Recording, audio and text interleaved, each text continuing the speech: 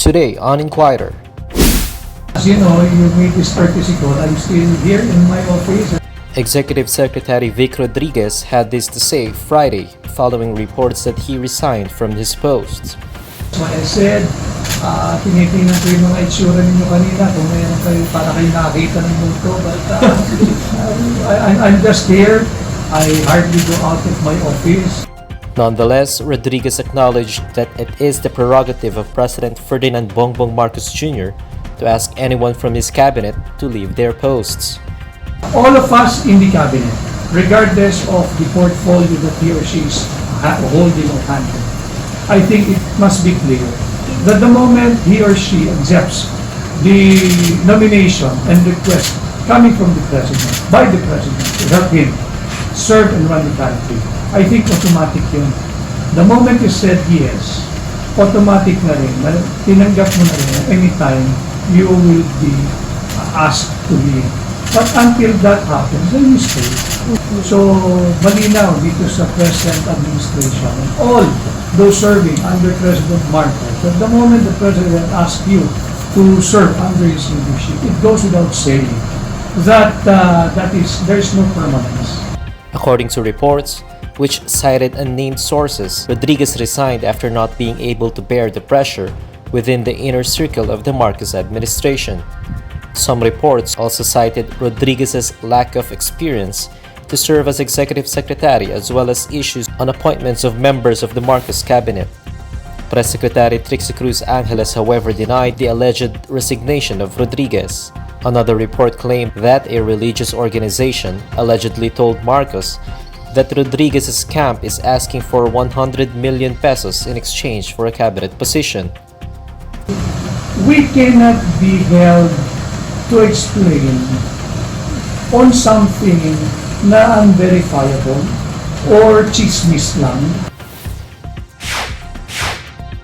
President Ferdinand Marcos Jr. is writing his own speech for his first State of the Nation address next week, Executive Secretary Vic Rodriguez disclosed Friday. He's the one writing his Sona message, and he will be very busy. Yesterday we tried to relax already his schedule so he can write, but this afternoon he has devoted it until the weekend, until morning of Monday to finalize his Sona message. According to Rodriguez, Marcos Jr.'s speech will cover discussions during the first 3 cabinet meetings of the administration as well as plans for the country's economy and COVID-19 response. Department of Transportation Secretary Jaime Bautista tested positive for COVID-19, his office announced. The DOTr in a statement on Friday confirmed that Bautista contracted COVID-19 days before the first State of the Nation address of President Ferdinand Bongbong Marcos Jr. Bautista is now in isolation and is currently exhibiting symptoms of headache and cough. The DOTr assured, however, that Bautista will continue to perform his duties and will be in constant communication with his staff. The Samahang Basketball ng Pilipinas said Jordan Clarkson has committed to play for Gilas Pilipinas in the Fiba World Cup 2023. The federation released a statement on Friday saying the Utah Jazz guard is also likely to play in the 4th window of the Asian qualifiers against Lebanon on August 25 in Beirut and against Saudi Arabia on August 29 at Mall of Asia Arena before representing the Philippines once more in its hosting of the World Cup next year.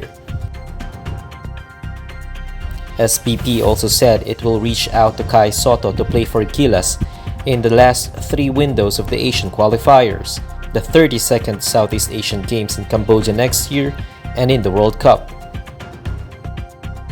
Besides Clarkson and Sotto, players from 10 eliminated PBA teams will be available for Gilas in the August window as the Philippine Cup Finals will start on August 21.